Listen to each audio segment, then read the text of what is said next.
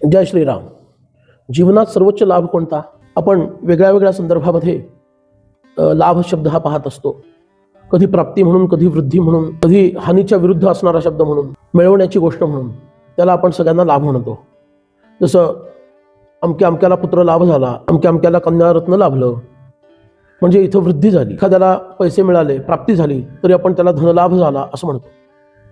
आपण दिवाळी वगैरे या शुभ प्रसंगांमध्ये सुद्धा शुभ लाभ असं लिहित असतो. त्यामुळं लाभ शब्द आपला अगदी जवळचा आणि लाडका आहे. सध्या समभाग जो म्हणजे शेअर्स मार्केट किंवा याच्यामध्ये सुद्धा डिव्हिडंड, लाभांश किंवा लाभार्थी असे शब्द आपण वापरतो. अमक्या अमक्या गोष्टीचा लाभार्थी तो आहे, म्हणजे त्या गोष्टीतून त्याला काहीतरी फायदा व्हायला पाहिजे, म्हणून फायदा या अर्थानं सुद्धा आपण लाभ शब्द वापरत असतो. या वेगळ्या वेगळ्या माध्यमातून जरी लाभ शब्द वापरला म्हणजे काहीतरी मिळवणं की जे माझ्याकडे पूर्वी नव्हतं, आणि असं काही मी मिळवलं की ज्याच्यामुळं माझं कल्याण झालं, माझ्या जीवनामध्ये माझ्या जीवनाचा स्तर वाढला, माझ्या सुखाचा स्तर वाढला, ते आल्यामुळं मला सुखाची प्राप्ती झाली, याला लाभ म्हटलं पाहिजे. आता एखाद्याला मधुमेह झाला, शुगर वाढली म्हणून त्याला शुगरचा लाभ झाला असं म्हणता येत नाही. त्याचं कारण का?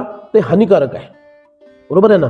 म्हणून अशी वृद्धी, अशी गोष्ट जीवनामध्ये मिळणं येणं की ज्याच्यामुळं माझं जीवन सुखकर होतं, आनंदी बनतं, त्याला लाभ असं आपण म्हणतो. आपला प्रश्न आहे, सर्वोच्च लाभ कोणता? बघा, हिंदू धर्म संस्कृतीनं जी गोष्ट मिळाल्यानंतर तात्पुरता फायदा करून देते, तात्पुरतं सुख मिळवून देते, कदाचित अशी एखादी गोष्ट की जी तात्पुरतं सुख मिळवून दिल्यानंतर दीर्घकाळानंतर दुःखच देते, किंवा जी तात्पुरतं सुख मिळवून देते, त्या गोष्टीला खरा लाभ मानलेला नाहीये.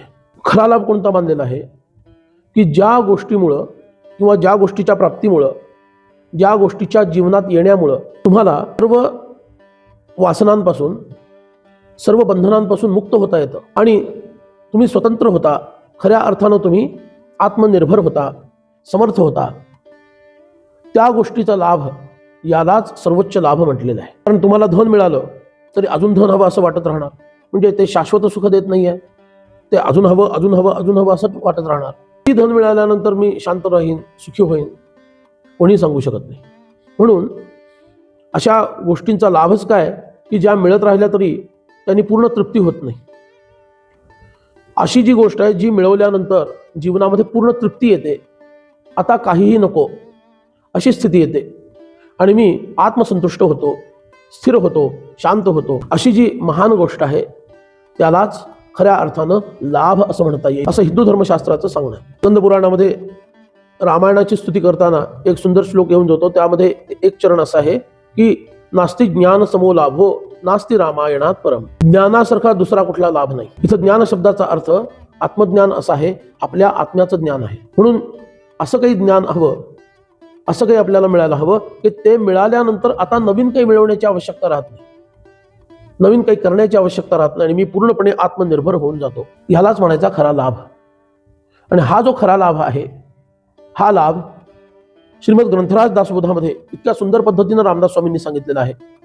रामदास स्वामी म्हणतात, भगवत भक्ती हे उत्तम, त्याहीवरी सत समागम, काळ सार्थक हाची परम लाभ जाणावा.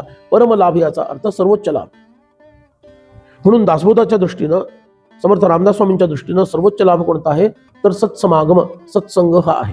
भगवत भक्ती हे उत्तम, आपण भक्ती करतो, आपल्या परीनं आपण करत राहतो, भगवंताला आळवत राहतो, त्याच्याशी संवाद साधतो वेगळ्या वेगळ्या पद्धतीनं, त्याला आपलंसं करतो, त्याला जवळ करून घेतो, संतांचे चरित्र वाचतो, ग्रंथ वाचतो, पारायण करतो, तीर्थयात्रा करतो, सेवा करतो, नानाविध पद्धतीनं प्रवचन ऐकतो, कथा ऐकतो, कथा करतो, अन्नदानाधिक सगळे दान कर्म करतो. हे सगळं जरी असलं तरी माझं मी काहीतरी करत असतो. इथून पुढचा टप्पा मला साधता आला पाहिजे, आणि तो टप्पा आहे सत्समागम, संतांचा आशीर्वाद, संतांची संगत. म्हणून रामदास स्वामी म्हणतात, भगवत भक्ती हे उत्तम, पण ती पुरेशी नाही आहे, त्याही वरी सत्समागम.